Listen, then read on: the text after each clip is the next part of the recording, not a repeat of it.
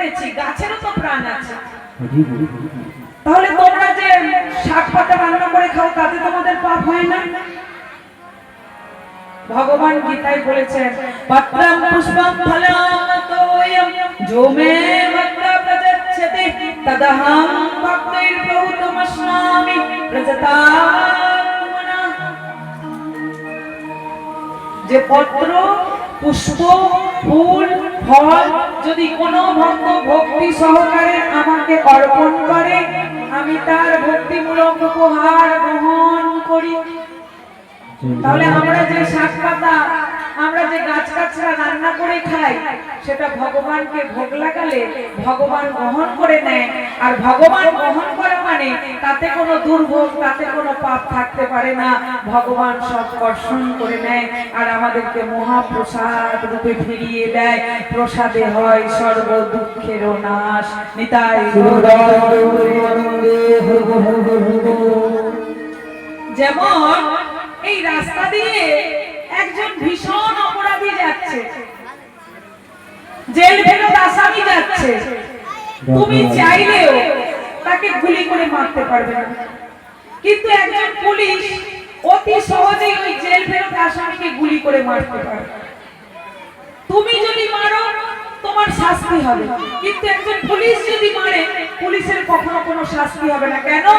কারণ সরকার থেকে সে অনুমোদন আছে, অনুমোদিত আছে যে যে কোনো অপরাধীকে তুমি গুলি করতে পারো, তার জন্য তোমার শাস্তি হবে। তেমনি ভগবান গীতায় অনুমোদন করে দিয়ে গেছেন যে পাতা, পুষ্প, ফল, ফুল, জল এগুলো আমাকে অর্পণ করে পেতেই পারো, তাতে কখনো কোনো পাপ তোমাকে স্পর্শ করতে পারবে না।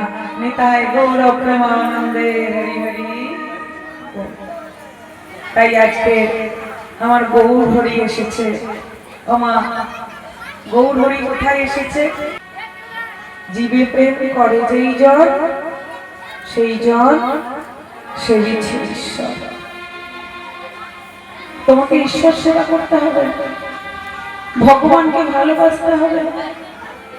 প্রত্যেকটি জীবকে যদি ভালোবাসতে পারো, প্রত্যেকটি জীবকে যদি সম্মান করতে পারো, তাহলে এই জীব সেবার মাধ্যমে তোমার ঈশ্বর সেবা হয়ে যাবে। আলাদা করে ভগবানের সেবার আর প্রয়োজন নেই। অনেক মূর্খ পাষণ্ডের দল আবার কি বলে, বিবেকানন্দ বলেছে তো জীবে প্রেম করে যেই জন, মানে এই জীব যতদিন লালসা আছে অখাদ্য কুখাদ্য দিয়ে যায়, একদিন না একদিন ভোগের আশা ত্যাগ হয়ে যায়। জীবনে হবে না, জীবনে হবে না। যতদিন জিহার লালসা আছে, জিহার লালসায় ওই অখাদ্য কুখাদ্য চায়। যদি চাইতো তাহলে 5-10 দিন টানা অখাদ্য কুখাদ্য খাওয়ার পর মনটা কেন হয় এবার একটু আলু সেদ্ধ অন্ন পেলে যেন অন্তরটা পরিতৃপ্ত হয়? কেন মনে হয়? কারণ ওই অখাদ্যে কুখাদ্যে কখনো জীবের লালসা থাকতে পারে না। এই জীবে, এই যে তোমরাই ভাবো না, 4 দিন ভাগবতের কথা ছিল, সকলের একান্ত চাওয়া একদিন হলেও আমরা বাড়াবো। কেন? আনন্দ হচ্ছে বলেই তো মনে হচ্ছে শেষ যেন না হয়ে যায়, বিশ্রাম যেন না হয়ে যায়, যেন একটা দিন হলেও আমরা বেশি করে হরি কথা শুনতে পাই।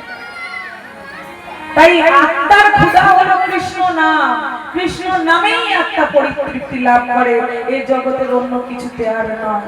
তাই প্রত্যেকটি জীব, মানে যার যার মধ্যে প্রাণ আছে, প্রত্যেকটি জীবকে ভালোবাসতে হবে।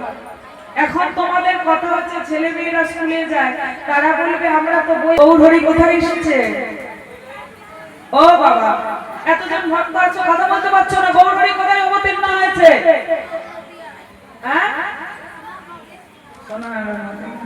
তাই তো, তাহলে চলো, বৃন্দাবন ছিল, আমরা একটু সোনার দিয়ে যাই। তাই তো, সুরধনির কিনারা সোনার নূপুর দিয়া পায়, নাচে নাগরী গো সুন্দর গৌরাঙ্গরায়। সুরধনির কিনারা সোনার নূপুর দিয়া পায়, নাচে নাগরী গো সুন্দর সুন্দর